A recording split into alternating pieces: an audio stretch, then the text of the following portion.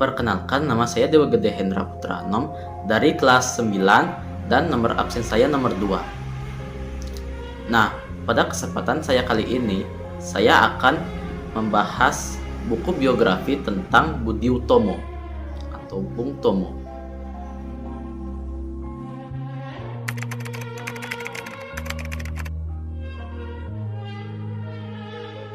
Banyak orang menyebutkan bahwa Surabaya adalah kota pahlawan. Pejuang gigih tidak mengenal menyerah adalah potret arek Surabaya. Lebih baik mati ditikam 1000 peluru asalkan anak cucu merasakan kemerdekaan Indonesia 100% daripada menyerah di tangan penjajah. Cerminan sifat yang dimiliki arek Surabaya menjadi alasan tersendiri kota Surabaya dijuluki kota pahlawan melalui semangat yang berkobar di Surabaya, sontak menjalar ke kota-kota lain, hingga menemukan jati diri masing-masing. Bahkan untuk melawan penjajah hanya ada satu kata, lawan. Sedangkan masalah berhasil atau tidak itu urusan Tuhan.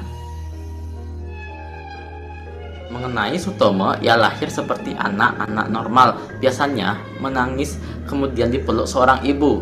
Kasih sayang ibu dan ayah menjadikannya tumbuh menjadi anak biasa, sebagaimana normalnya, mulai dari bermain bersama teman, pulang kesorean, kemudian dimarahi ibu, hingga kalau disuruh mandi, sering malas dengan alasan macam-macam. Sutomo lahir di kampung Blauran, pinggir kota Surabaya, Jawa Timur, pada tanggal 3 Oktober 1920 dan meninggal di Mekah, Arab Saudi pada tanggal 7 Oktober 1981. Saat menginjak usia 62 tahun, Bung Tomo memiliki nama kecil Sutomo. Sutomo sendiri konon saat menginjak usia 2 tahun, ibunya sempat berkata kepadanya, yang pada waktu itu baru belajar berbicara, bahwa putranya kelak akan menjadi orang besar yang mampu membebaskan rakyat dari belenggu penjajahan. Sutomo lahir dari keluarga berkecukupan. Bapak ibunya selalu memperhatikan pendidikan anaknya.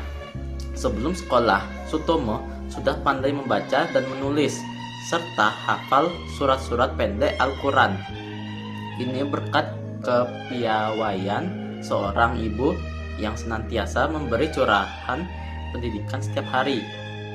Semasa kecil, yang sering dilakukan Sutomo adalah membantu orang tuanya, bukan disuruh atau meminta tolong, tetapi Sutomo ingin melakukannya sendiri. Sedari kecil, ia terkenal sosok yang suka membantu orang tua.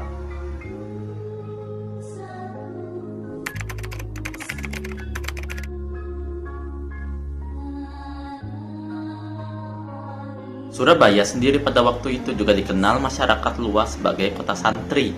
Hal ini disebabkan Surabaya memiliki segudang santri dan ratusan pondok pesantren.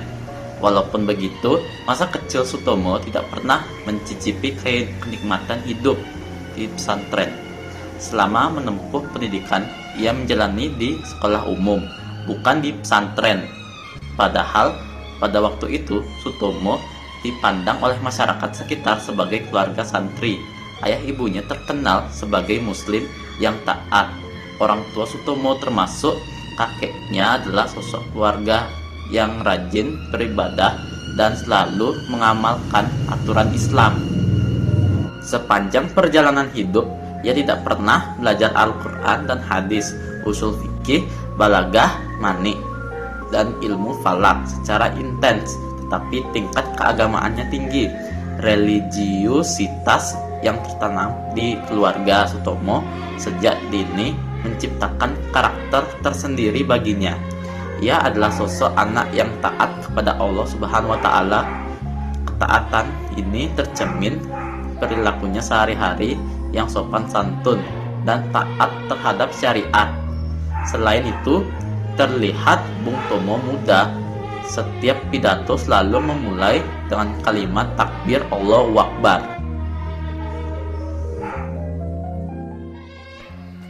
Nah, demikian video dari saya. Semoga bermanfaat.